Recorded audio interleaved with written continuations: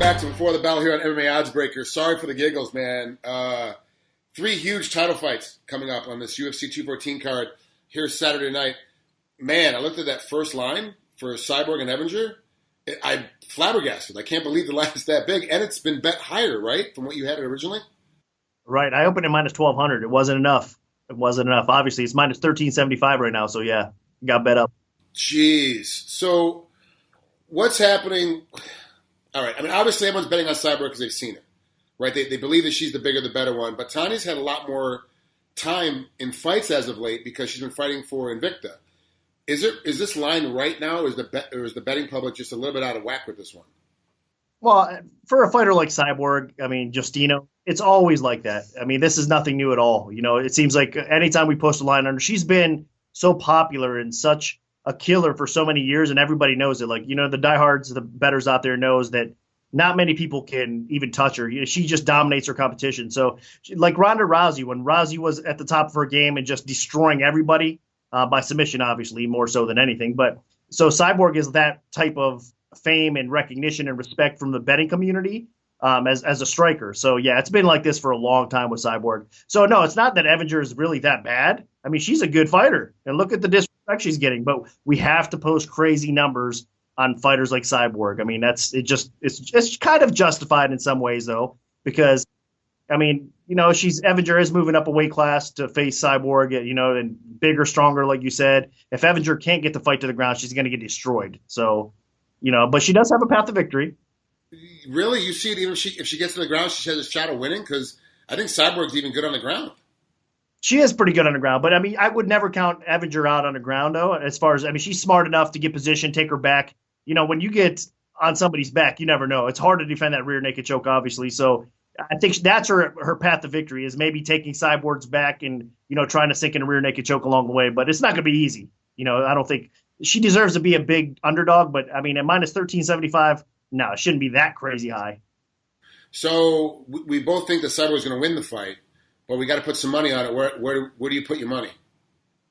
To me, I would just avoid this fight. I mean, almost, you know, watch it. It's going to be an early finish. You know, I think, like I said, even if there's a massive upset, that's probably Evinger subbing her fairly quickly, you would think, if it happens that way. But Cyborg's probably going to go out there and destroy her and end it in one round. You know, that's what most people feel like. So I think it probably happens. So for me, I don't touch this fight. I just stay away from it, honestly. Let's move on to the co-main event, man. Tyron Woodley and Demian Maia. This fight I've been waiting to see for a long time. Is Demian going to be able to slow down Tyron? Is Tyron going to be able to outlast and be able to deal with Maia slowing the pace down? And if it gets to the ground, what happens? I mean, we've all seen how good Tyron is at defense, but we also know it's Demian Maia. Like, he's the best jiu-jitsu guy right now in MMA, in my opinion. I mean, some other guys may argue somebody else, but I think he's got the best jiu-jitsu style for MMA right now. And let's not forget, was it maybe 2.5 years ago, everyone was booing Demian Maia out of the arena because he was so boring to watch, and now all of a sudden they're touting him as like one of the next best things to come through. But nothing has changed but our attitude towards Demian Maia. Demian didn't change. He's still doing the exact same stuff he's always been doing, but better, and doing it more effectively, which if you don't know what jiu-jitsu is all about, it seems a little bit more boring than it should be because he slows the pace down. Most people want to see a big brawl, knock out a lot of blood, a lot of fists flying. He's just going to snake you up and kind of eventually become a python, and then all of a sudden you're getting choked or you're getting something broken. That's just how it works with him. What's the line on this right now? Minus 210, actually, for Tyron Woodley, the defending champion, and the underdog, Demian Maia at plus 175. So a respectable line, though. It's not a huge favorite, but a solid favorite coming in for Woodley. A lot of people just think stylistically it's a tough matchup for Maia because, I mean, what you just said, he's one of the most dominant ground fighters in the sport, in the history of the sport. But is he going to be able to do that to a guy like Tyron Woodley when we all know what kind of wrestling background he has? I mean, outstanding takedown defense. So it's going to be hard to get this guy to the ground. And Woodley has that explosive power on the feet. So stylistically, on paper at least, it looks like what a horrible matchup it is for Demian Maia. So that's why you're seeing a 2-1 line right here. But you got to give Maia some respect. I do. I mean, like what you just said, he is just so phenomenal. I mean, look how many wrestlers he's already beaten throughout his career, you know. So this is nothing new to him. In fact, he should have got the title shot a lot sooner than this. It's just one of those cases where he's not a young gun, you know what I mean? He's been a part of the UFC for a long time, winning a lot of fights, but he's getting up there a little bit in age. And his style, like you said, it's not the flashy, go out there and just, you know, smash somebody on the feet or anything like that. It's more of a grappling-based style. So his marketability really isn't that great, I think, to the UFC either. So they kind of, I don't want to say held him back, but let's face it, they kind of held him back a little bit, and they're trying to get the bigger fights, the more popular fights out there. But Demian Maia deserves this title shot. The guy is definitely one of the best welterweights in the world, and he's got a shot here, man. I mean, he really does. I would not count him out in this fight. So let's just cut the brass tacks. Who do you think is actually going to win the fight? Man, this is tough. This is definitely one of those things because, I love a good underdog, but, like I said, if he does not get his back, he's going to lose his fight. So to me, it's tough because I think Demian Maia is capable of getting Woodley's back. You know what I mean? He's sneaky enough. It doesn't have to be your orthodox takedown, obviously. I mean, up against a cage, he has a tendency of getting position and angling perfect and just kind of starting to creep up your back. So I think Woodley has to be cautious there. I think if I had to pick this fight, it's one of those situations that I would pick Woodley to probably win, but I wouldn't bet it. There's no way I would lay the chalk against Maia right now. I mean, he's been on such a run, beating quality competition. And even if Woodley has very good awareness, good submission defense, Demian Maia is just on another level. And again, it's one of those situations where you don't want to really – there's no value, I think, in laying 2-1 on this fight. So it is a dog or pass situation. If you're going to bet this fight, then you take Demian Maia. But I'm hesitant a little bit, I got to be honest with you, because stylistically it is a tough fight for Maia because he's not going to win this fight on the feet. He's going to have to get it to the floor. And he really, to be honest with you, sometimes it's like, oh, well, Woodley's just got a lot more power and strength, but technically speaking, Maia's better on the feet. And so there's some nullifying there. But Woodley is better technically and better explosively on the feet. There is no way that Maia's going to win this thing on the feet. He has to get it to the ground. And the longer it goes of him not getting it on the ground, the more benefit it's going to be to Woodley. We're going to see a lot of eventually. I think if it gets like the 4th and 5th round, which I don't think it'll get that far, I think Woodley finishes sometime in the 3rd round. I think if it does get to the 4th and 5th round, it's going to be one of those situations where Maia's going to be trying to jump guard, trying to pull him in the guard, not going to get it. And you can see a lot of Woodley doing this, walking away and telling whoever the referee is, I didn't see the refereeing assignments yet, but telling him, stand him up again and get back on the feet again. And that's how Woodley's going to win it. No one wants to be on the ground with Maia. I don't care how good you are at jiu-jitsu. When it comes to MMA, you want to stay on your feet with Maia. And I think Woodley's just going to make this thing on his feet, which obviously bodes for him the best way because he's the best shot of knocking this guy unconscious, of doing it from there. He's not going to do it from ground and pound because he's going to get tied up. He's not going to do it, obviously, from his back because Maia's going to be too much of a blanket. So Woodley's going to keep it on his feet, which makes this, the way I'm talking about it, it makes it sound like this could honestly be a boring fight. Do you see it being exciting? Do you see it being boring? It could very possibly be boring. I mean, it'll be exciting, obviously, if Woodley goes out there and just stuffs a takedown and knocks, Maia out. Or it'll be fairly exciting if Maia quickly takes his back and starts, sinking in the choke early on in the fight. I think that'd be pretty exciting as well. But outside of that, it could be a very boring fight. Could be a lot of pushing each other up against the cage, slowing the fight down. I mean, Maia's going to want to stay tight, right? So even if he can't get it back, he's going to do his best. He's going to have a little bit of size over Woodley. I'm not saying he's going to be the stronger fighter because Woodley is just a beast, but yeah, he is. But I mean, Maia's going to definitely be the one trying to push him and hold him against the cage a little bit. It's going to be a grueling fight. The longer it goes, they're going to get tired. Both of them are going to get tired because there's going to be so much, I think, close quarter combat, like I said, up against the cage, trying to stuff takedowns either way or whatnot. So it's going to be tough. It is going to be a grueling fight. So I think it does have a possibility of being a little boring, honestly. Yep, I would agree. Okay, let's move on to Cormier and Jones. I mean, obviously, we've been waiting on this rematch for a while. Jones has been out for a while. If he wins, does everyone forgive him for his past? If he loses, does it really matter because he's been out for so long? Like Cormier's now in a kind of a no-win situation in my mind, where he's been out for so long. If he beats him, it's because he's been out. If he loses to him, it's because he's obviously the best fighter that's ever been, and that's what everyone's trying to push at this point. But I got to ask, with a guy with drug habits, drug problems, legal problems, being out that long, I mean, he looks great in all the pre-fight stuff. I mean, he looks really good with his shirt off for the stare down. He looks like, he said he was probably 207 or 208 or something like that, and he looks like he's 207, 208. Like he looks like he is down, and he was. I saw an interview where he had just left eating ice cream. He just left eating ice cream at some place in Vegas or in Anaheim, and he's like, yeah, this is I'm in best shape of my life and I'm ready to go, which makes me kind of. I was a big DC fan. Then I started seeing all these other things. I'm like, well, and we all know DC has problem making weight. We all know that he has, that's a big concern for him. And California, let's not forget, and this is mainly for the people at home, Nick, that California has a new rule. You're only allowed to gain 10% of your body weight back. So he shows up and makes 205. He can't weigh more than 225 the next day. And Daniel comes in usually bigger than 225. If he does, the next time he competes, they're going to ask him to move up to heavyweight. That's what California does now with the dehydration test and with the weight loss. It's going to help save the sport. In my mind, I really believe I'm really behind this thing. But a guy like DC, it could hurt him because now he's talking about can't use IVs. You got to rehydrate and eat and get yourself up as close to that weight class as close as you can to 225, and feel good and be ready to fight.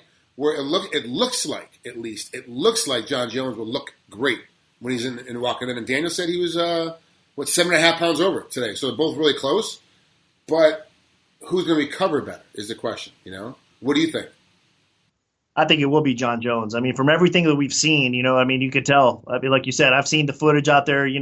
I've heard the talk out there. He is in tremendous shape, taking this fight very seriously. Not that Cormier is not, obviously. I mean, this is the ultimate, fight for. This is a career-defining fight for Cormier for sure. Because man, if he does get this win over John Jones, I mean, you could cement him probably at the top of the light heavyweight division, like one of the best ever. Maybe the best ever, because you're dethroning a guy, John Jones, everybody considers the best light heavyweight ever. So that would be something special for him. So he's game. He's taking his fight. I mean, he has to put everything he can into this fight to win it, but it's still going to be tough. John Jones, like you said, I think he's going to have the physical advantages. I think the weight cut is going to be better for him, everything across the board.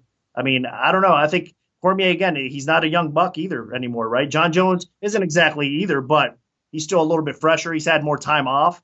I think the ring rust could be a factor. We've seen him not so, I guess, John Jones-like against OSP, right? I mean, that was kind of a letdown performance when he came back from some time off before that. But still, OSP at times, obviously, is no easy out.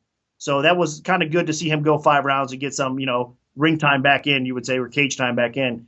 So a lot of question marks for John Jones, but I do think his cardio conditioning is going to be better than Daniel Cormier. That's kind of what cost DC the fight last time a little bit too, because early on it was a little bit closer, and as it progressed, I mean, John Jones started pulling away a little bit. You could tell DC was getting tired. So I think that cardio advantage definitely belongs to Jones, and that I'm glad you brought up all the weight cutting, situation, the rules that California has, because that is important. DC can't go back up to his comfortable weight. I mean, mentally, physically, we'll see how it works. John Jones definitely has some advantages in his fight, but he is a big favorite though as well. I mean, he's -260, and the comeback at Cormier is +230, so almost 3-1. And I opened it around that price. I believe 280 I opened it, so it's staying ballpark to where I opened. And I think it's right. I mean, this is a favorite or pass situation. I know it's crazy to lay 270 on John Jones, but I really think that, I mean, he's, like I said, he seems focused. I think he's still in the prime of his career where, I mean, looking at Cormier lately, he's been winning. You got to give him credit. That Anthony Johnson fight, to me, Anthony Johnson's game plan there was just ridiculous. So it just fed right into the Daniel Cormier's hands. So I wanted to see him get tested a little bit more, not in a wrestling match, because obviously Johnson's not going to win a wrestling match, and that's what happened, right? So I wanted to get pushed. The Anderson Silva fight for Cormier was not exactly his best performance either. So we could be seeing a little bit of a decline hitting Cormier. I don't know. I mean, again, it's not fair to say, but, he's been winning. He's been around for a long time. Mentally, he's been getting injured a little bit. He's had a few breaks in between fights longer than normal, right? I mean, because he's some time to recover. So there's a lot of question marks, not with John Jones also, but you got to consider Cormier. I mean, that AKA camp, they train so hard. There's a lot of injuries that always occur in that camp, as we all know that. A lot of people say that. So I don't know. I do think that, I mean, physically, the physical advantages definitely belong to John Jones. And, I mean, the skill, both of them are tremendous talents, but overall, you got to give that edge to John Jones as well. The only deciding factor I really look at is now you have to look at training camp as well. And you're talking about AKA, at least Cormier's got Luke Rockhold that can mimic John Jones' style, can mimic his ability, has the same height, same relative body build. He can kind of be that John Jones. Well, I don't think John has anybody over there at Winkle John that can actually mimic Daniel Cormier because he is so short for the weight class, so broad, so strong, and so explosive with his lifts. For wrestling, I think it's tougher. But now that I'm looking at everything, man, everyone knows I'm a huge Daniel Cormier fan. I really like his style. Of course, I love him from wrestling when he's going through. Like I really like this guy. But I got to be honest with you, man. Over the last couple of days, I have flip-flopped. I've switched from picking the champ to now picking the challenger. And I'm on to John Jones, and the line is telling me the same thing. Yeah, I mean, it just, like I said, I think it's going to be even a little bit more decisive than their last time. We'll see, though. I mean, who knows? If John Jones is really rusty, if he's not in as good a shape as he seems to be, which I don't think so. I think those factors aren't going to really play that much. Honestly, if I had to guess, I would think that he's going to be just fine with all that stuff. So, yeah, I think he's going to have a heck of a performance. I actually see him stopping this fight maybe in round 3, maybe in round 4. You know what I mean? I think he can finish. I think. And again, that's credit to Cormier. Is a tough guy. I mean, he's definitely one of the best light heavyweights ever. He's not an easy guy to finish, but I think this fight, I mean, Jones is motivated as well. Obviously, they've been like the mental warfare. They've been talking all this smack back and forth. It gets personal. I mean, you know better than anybody, right? If a fighter's digging in, I mean, doesn't it bother you if a fighter's digging deep in your personal life? I know everybody could say, "Oh, I'm not listening. I'm not paying attention to all that," but I don't know. I mean, at least it would probably get through to me, and I would be like, "Man, this guy's getting personal." This guy. It would bother me honestly if I was in that position. So I think Jon Jones does have a real chip on his shoulder. And I think that he's pissed off, basically, at Cormier as well, even on elevated level. I mean, these guys didn't like each other before, but now it's true. It's not like an act. I think, obviously, they play into it to sell the fight a little bit more so, but there's definitely some true hatred between the two. There's no doubt about that. Well, hopefully in 10 years from now, these two will look back on it and be able to be a little more amicable, at least be able to be in the same restaurant at the same time, eating dinner with their families at separate tables. But right now, man, like Daniel said in the pre-fight, presser last week that, hey, we're never going to be friends. I'm never going to like that guy. If we're in the same room, we're going to have problems. And so hopefully everyone keep them separated. It's going to be interesting to see how the emotional, because the last time Cormier lost because he put too much emotion into it. And he left everything in the training room trying to get ready because he was so emotional about it. Now he's kind of like, hey, I'm the champ, whatever, this is time to go. Like, I'm okay with it. And Jones seems to be the more emotional one coming in the pre-fight stuff. He's really angst up. He moves a lot in his interviews. He can't sit still. He's really anytime you ask him a question, he's always he gets from an emotional standpoint. We're seeing the real Jon Jones. I like it, man. I like this kid that we're seeing. That he swears on camera. He curses a little bit, and he's like, "Yeah, that's right. Out of drug habit, but I'm sober now. Like I was an alcoholic and did a bunch of coke, but I'm okay now." And it's like, wow, you got to respect the kid who's not hiding behind it, trying to like blame it on somebody else. Or I had bad friends and had bad people I hung around with, and I just separated myself from those friends, so it really wasn't my fault. He's owning all of it and taking it, and he's like, this is it. This is what's happening. So we'll see what happens on Saturday night. Yeah, you definitely got to respect all that. I think he's playing it right, man. I think, it's better to just be himself. Like you said, I mean, he's dogging media. He's dogging everybody. He don't care. Dana White, he's got a list that he's put together, and he just doesn't care right now. He's focused on a fight. He like I said, he's definitely showing more of his true colors, I guess you would say. I think so, right? And so there's definitely, he's playing the villain here. And a lot of times, the villain's popular, man. I mean, people love a good bad guy, right? So I think he's playing his part correctly here. Man, this is a great card from top to bottom. And we got Dober and Berkman opening up the early prelims on Fight Pass. That's the first fight of the night. That's incredible. Josh Berkman is the first fight of the night. And then it goes from top to bottom. Every fight on this card is great. They did a great job again with this one. Quick last thought before we get out of here. Do you think this UFC 214 is the best card of 2017 thus far?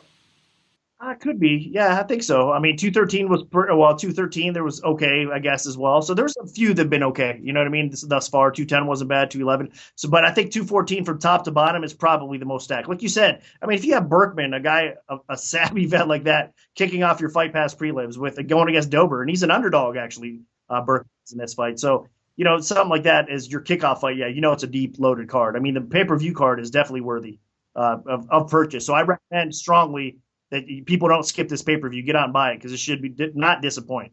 We talked about the 3 title fights. We didn't talk about Lawler and Cerrone, which got moved with this card because Cerrone was sick the last time. So this card, top to bottom, is absolutely amazing. Pay-per-view is going to be incredible.